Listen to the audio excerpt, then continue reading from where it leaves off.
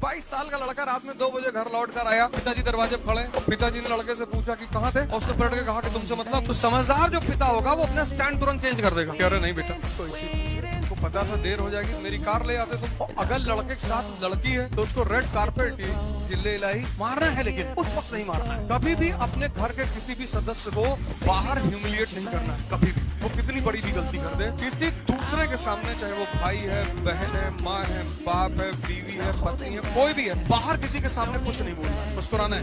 अच्छा, अरे वाह यार, तुम तो कार लड़ा आए थे, दूसरी वाली भी लड़ा देना। जी भैया, बाहर किसी को पता नहीं चलना चाहिए कि तुमने अपने घर के किसी सदस्य को कुछ कहा है, पर मानना है।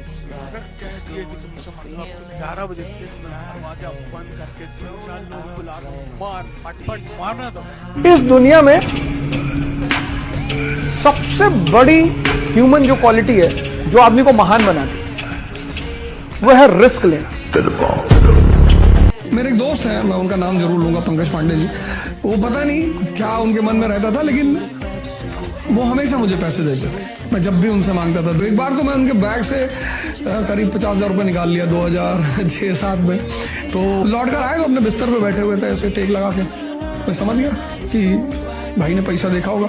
मैंने कहा बड़ा चिंतित लग रहा है यार। हाँ बोले यार अब थक गए। मैंने कहा थकान वाली चिंता नहीं है, कहीं यार बैग्स में 50,000 रुपया रखा था, मिल नहीं रहा है पता। हम सोच रहे खर्चा कहाँ किया है। मैंने कहा मैंने निकाला है।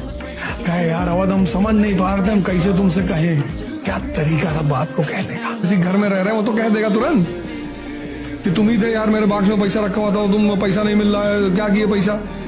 लेकिन कितना बढ़िया दिमाग रहा होगा कि नहीं यार, अगर मैं डायरेक्टली पूछ लूंगा कहीं हर्ट ना हो जाए, कहीं चोरी का एहसास ना हो जाए।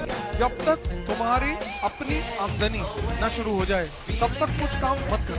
प्रेम उसमें से एक है, मत कर।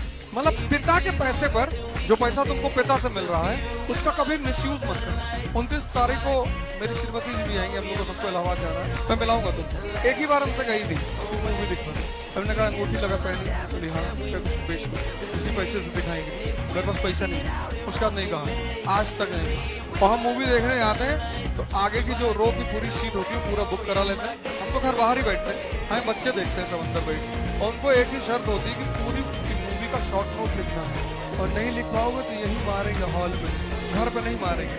यहाँ 50 लोगों के सामने, तो तुमको लगता है सबके सामने नहीं मारेंगे, सबके सामने मारेंगे।